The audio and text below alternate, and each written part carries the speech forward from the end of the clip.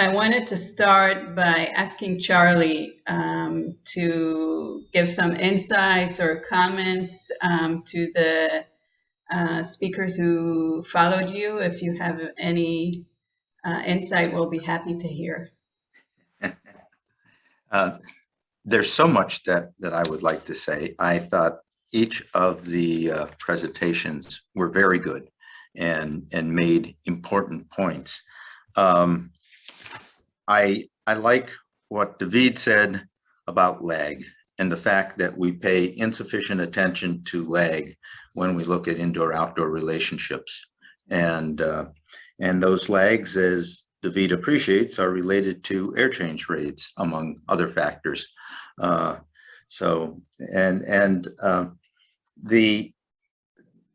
fact that when we use a couple of other points, medians are not the whole story, and be careful when you use air exchange rates. I like the example of the stack effect and how that influences air exchange rates depending on season and depending on the floor you might be in a multi-story building.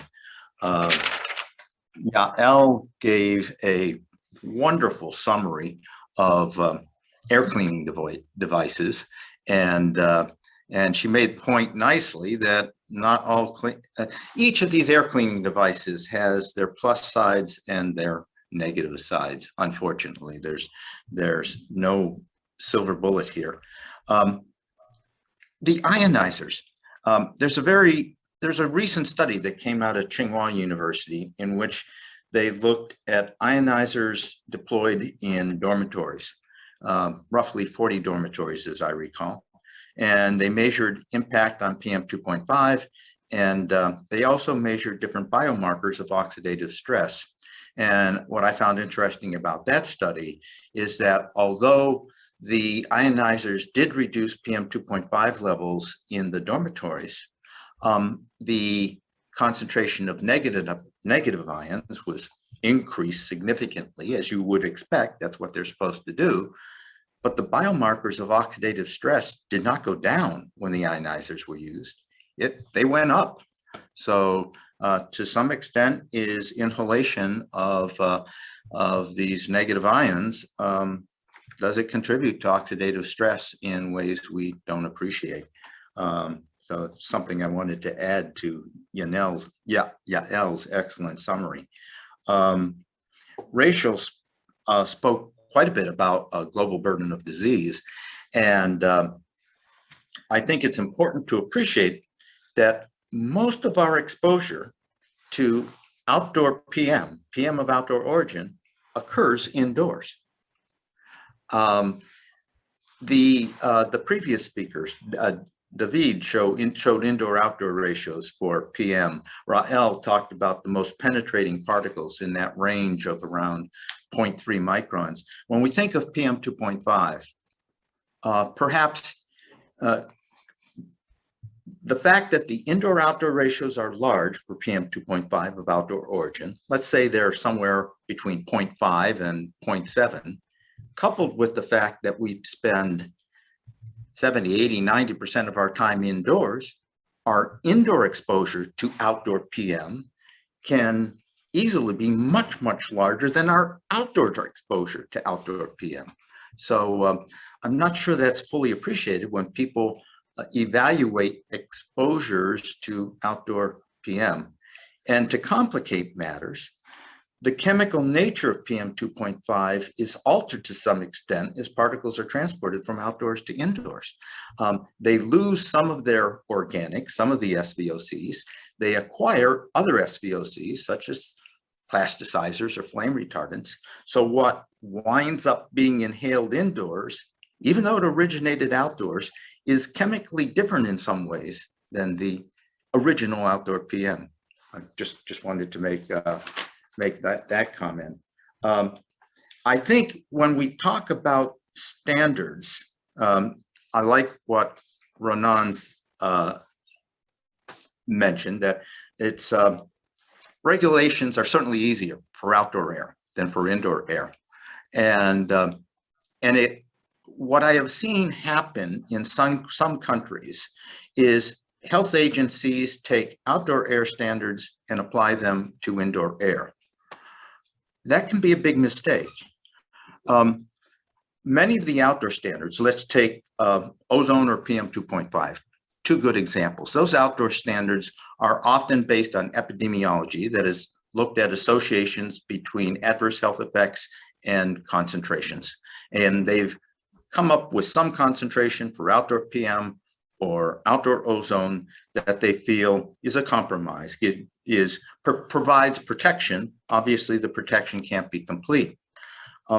But when we look at the epidemiology more closely, appreciating the fact that a large fraction of the exposure to the outdoor PM or the outdoor ozone occurred indoors, and the fact that the indoor levels are attenuated relative to outdoors, ozone's a more extreme example.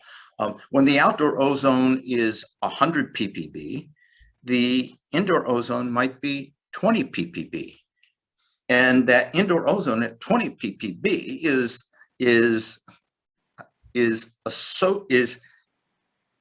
that's occurring at the same time that the outdoor ozone is 100 ppb. So if you're making associations between ozone measured outdoors at central site monitoring stations, you're capturing, at the same time you're capturing that outdoor exposure to ozone, you're capturing an indoor exposure to ozone at a much lower concentration.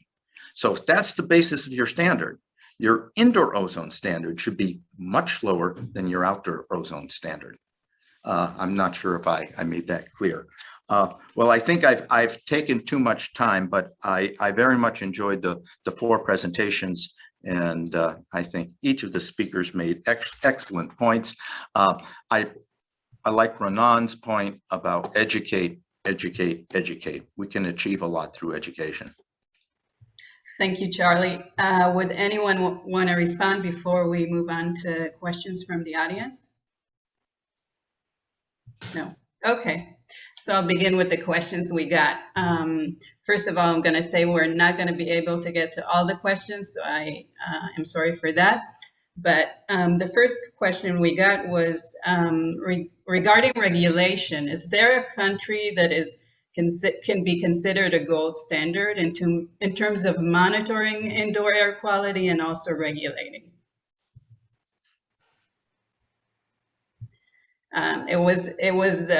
The question was to Charlie, but anyone can answer, so please feel free. I'll begin by stating that I don't know of any country that I would consider the gold standard. I'm speaking to you now from Denmark. I'm at the Technical University of Denmark for a couple of months.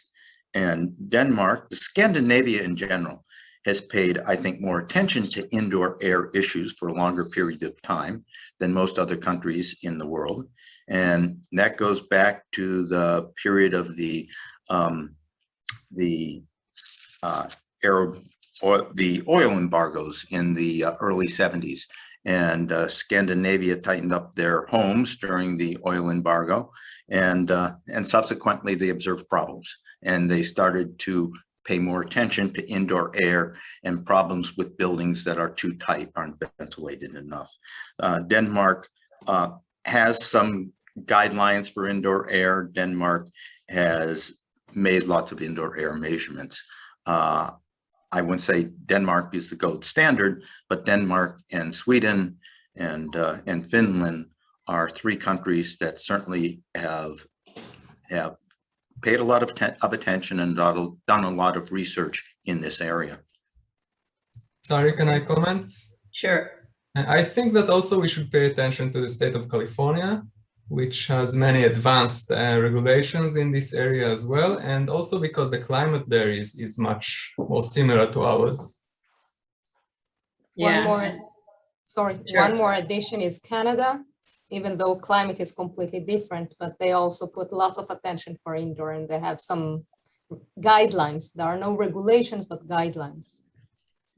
But Great. what I would like to say is, from a different perspective, I don't think that there would be possible enforcement for indoor air quality regulation. On the other hand, as Renan mentioned, for building material, for finishing material, for cleaning and other types of chemicals that are used by people as part of their daily activity indoors, all this can be regulated very easily, actually, because the regulation is not on individuals, but on industries and kind of firms which have money to be a regulator, etc. So I think that it's much easier and will be much more effective on top of education and on top of understanding of the people of how to consume this. But I think the regulation on the material, so that reduction of emissions or prevention, as Raanan said, is much better effective. And I think that Yael would like to mention that the idea now about green building versus healthy building, or green building versus energy conserving building, is very tricky, because nowadays we are talking about some sort of regulation or some sort of ideas about how to conserve energy in buildings and to save energy or fuels, whereas it's not necessarily healthy. So we should do the regulation also in looking at this point of view. David, but do you think that at least public spaces can be regulated? I know it's hard to regulate inside private homes, but places like buses, trains, schools. Buses and trains, it's quite complicated because of the nature of the activity of opening, closing, especially buses, doors, etc. It will be quite tricky to regulate it. But if you look at the movie theaters or any theater for that matter, or public spaces or canyon, or commercial areas, it should be very simple to regulate air exchange rate. I mean, this is something that is actually done now, I think, and it's easy, and ventilation is part of the solution. Yes. Yeah. Sorry, one side comment, like we are leading here to the regulations and air exchange rate, etc. But I think actually those centralized buildings, the commercial buildings, etc. Maybe I'm a little bit naive here, but I think these ones are the type of building that actually are that are being maintained better, and they have a centralized ventilation system that I'm hoping that is operating in a proper way. One of the problems that we have is due to, and that is connected also to the climate change and the Israeli reality, that in the last 2-3 decades, if you look at the buildings, everybody is switching to air conditioning. Most of the buildings are using those simple window air conditioners that are not really entering any air exchange rate. You are just circulating the air. So it's not like the centralized system in the commercial buildings, but we have a problem here that people are actually voluntarily closing and tightening their buildings and switching to those simple air conditioners, and that just makes the problem worse. And now with the climate change, it's going to get worse and worse and worse. So that's something that I think is much more popular and much more problematic. I think schools are an example, Yael, of buildings that might not have the advanced air handling systems that the type of buildings, public buildings you were referring to do have. And I think we have major problems with indoor air quality in schools around the world. I'm struck by I know personally of the problems in the United States and here in Denmark and in China. All three countries, quite different countries, and they all have similar problems when it comes to indoor air quality in schools. And there is an area where perhaps some types of regulations can be used. Ventilation, I agree, David. We know that smoking has been banned in schools for a very long time. Smoking is an example of a regulation that works indoors, right? In public spaces. So I just wanted to mention schools. I think they are a real problem area. Yeah, schools and daycares, I can tell also from a study that we are conducting. Okay, we'll move to the next question, also related to regulation. If you think you can add something here, there was a question about what kind of improvement do you expect to see in the regulation of indoor air quality in the upcoming years, and specifically in establishing reference values? Yeah, would you like to start?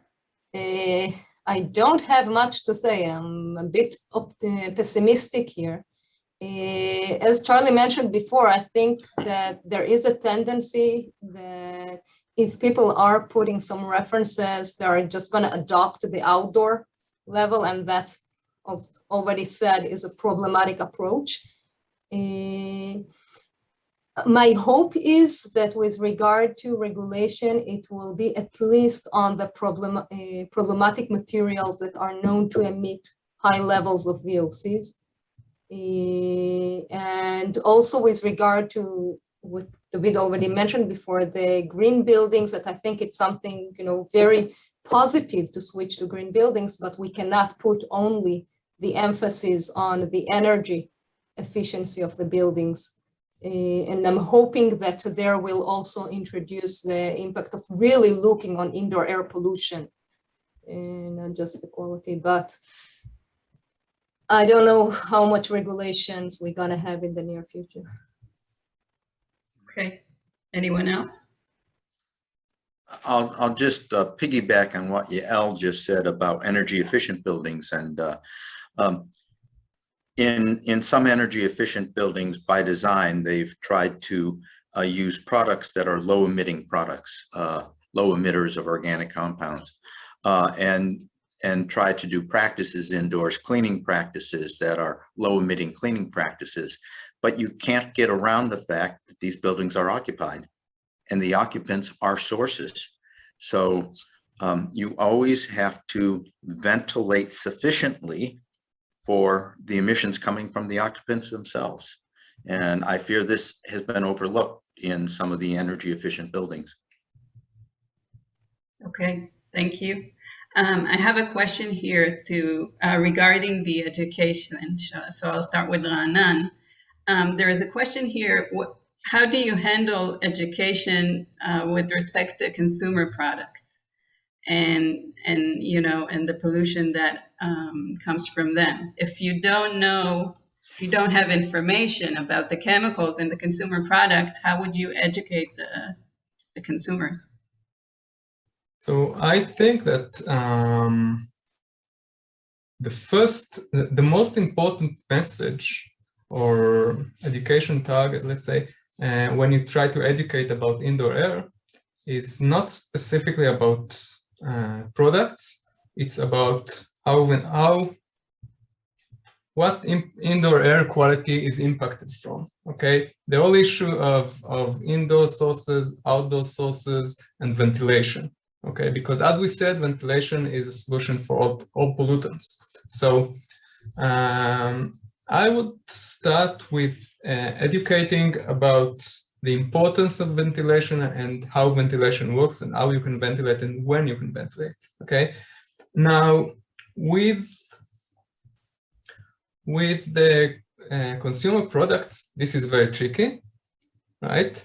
But there are other exposures, other indoor sources that are easier to understand. For example, open fire, okay? Whether it's for cooking or for heating, right? We have in Israel all kinds of uses of open fire inside the residencies. And I have the feeling that the level of awareness to this problem is very low. And what I have in mind when I talk about education is a campaign similar to educating the public about the damages of smoking. Okay, we keep spending money on education of the public and of children about damages and risk of smoking, and it's good that we're doing it, but we're not doing any of this about indoor air pollution. So we do have budget for increasing awareness about all kinds of issues, right? I think that we have to take some of this budget or increase this budget to teach, and we'll start with children. The children we know teach their parents. So to teach the children about indoor air quality and ventilation, and we can start with their classes. And we can start with the campaigns of measurements in classes and outside classes, and things like CO2 measurements that show ventilation and so on. Now, this is happening in the context of COVID, right? Not so much for education, but for intervention to reduce bioaerosols. But this can also be used to understand and to educate about concentrations of indoor air pollutants, right? CO2 it's not the best measure, but it's a sort of a measure of lack of ventilation, okay? So this is where I would put the money. Anyone else would like to add? Just something very, very short, that even simple thing that educating people, and this is especially to the adults, that we don't need to introduce so many VOCs like we do today, that not everything needs to smell like lemon and pine and lavender, etc. People have no idea that all these air fresheners are a huge source of VOCs, and we add it to everything. So by educating that, you can reduce, the simple way. It does not require much. You smell it, it smells nice. It doesn't mean that it's dangerous for you, but it means that it emits lots of VOCs, and most of those VOCs are the type that reacts with ozone, and the oxidation products might be problematic. So it's something simple. I think also, if I can add something, I think education is important, but it's not a replacement for the regulator to do his job. In California, they test art supply and say what's allowed in schools and what's not, and industries should do their job and be more transparent about the chemicals that they use. But I agree that education can contribute. I'll move to the next question. Yael, this question was to you. The question is, if indoor ozone is so bad, why do the FDA and California EPA approve devices with ozone release of 50 parts per billion? Okay, so first of all, I'm going to use this one to something that was not really asked, but just to add, because I thought that was the initial direction.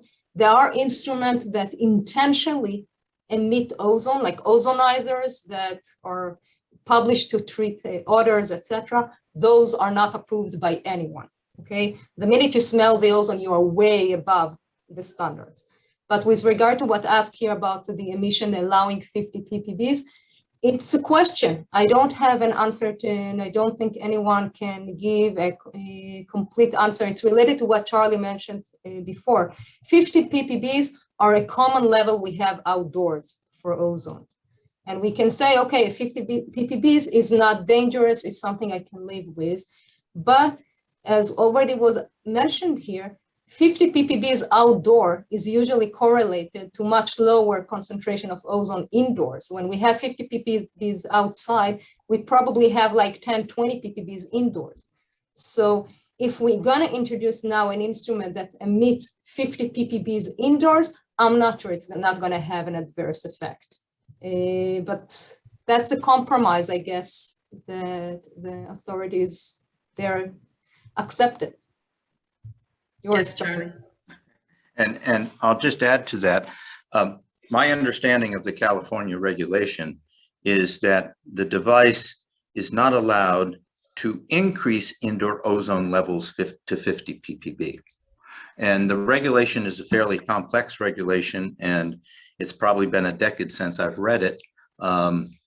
So I apologize for not remembering it more precisely, but the regulation is not allowing a device to raise indoor ozone levels from 0 to 50 ppb in an indoor environment. As I recall the regulation, it's not, the device is not allowed to increase indoor ozone levels to 50 ppb. Now, obviously, that's going to depend on a number of factors, including what the indoor ozone level is at already. It's fairly complicated legislation. I wasn't aware of any federal regulation of devices that emit ozone in the United States. No, it's not the devices that it intentionally emits ozone, but all the ionizers and precipitators, if they're emitting ozone, they are allowing it to up to 50. And now when you mention it, I'm not 100% sure if they're allowing 50 ppbs at the outflow from the device. I'm not 100% sure, but I know that when I read it, I was also wondering, where did this 50 ppb, what is it based on? It certainly, have a good question. It certainly is not 50 ppb at the outflow of the device. I mean, the units you want to use are mass normalized by flow rate, right? And yeah, but this is a fairly complicated area, and lawyers have spent a lot of time looking at the regulation. I'll say one general point. Both the Department of Justice and the Federal Trade Commission in the early 2000s shut down one of the major manufacturers of ozone generators in the United States. And that was a big decision. Unfortunately, it's whack-a-mole, and they shut that producer down, but many other producers have come on the scene. And with SARS-CoV-2, the number of individuals selling ozone generators as something that will take care of the virus has just exploded, unfortunately. David? I just wanted to add that this is, it's like the Scottish joke that you are looking for the coin beneath the street lamp. The ozone itself might not be the problem. The ozone at these levels might not be the problem, because as we know, we are allowed to be exposed to 50 ppbs of ozone if we are outside. So maybe the ozone itself is not the issue. The issue is the combination of the scene. And as we have seen in indoor environment, there are much more VOCs, and ozone and VOCs are keen friends, and they reproduce progenies. These progenies are maybe, some of them, maybe minority of them, but some of them may be very toxic or carcinogenic or whatever, very active, much more than the ozone itself. So the issue is that maybe ozone at 50 ppb level is not the issue. The issue is that on top of it, there are very high level of many different and mostly unknown, as we have learned today, VOCs, and together they can produce something that may be nasty and we don't know it. So why to get into a dirty bed, or how do you say it? The problem that we know it. Yeah. Okay. I strongly agree with David. I think when we talk about the health effects of outdoor ozone, we recognize that a large fraction of that exposure is indoors, and that indoor exposure, the epidemiology is capturing not only indoor exposure to ozone, but indoor exposure to ozone oxidation products. And I think those ozone oxidation products that we're exposed to indoors are contributing to the adverse health effects that are observed. Yeah, I strongly second your comments, David. Thank you. We've already gone way beyond the time we planned, so I know there's a lot of questions and also people that wanted to comment, but unfortunately we have to finish. So I want to thank you again for your very interesting and informative talks. I want to thank the audience for staying, and thank you, and have a good night. Good evening. Thanks. Thank you all. Bye-bye. Bye. Charlie, good to see you.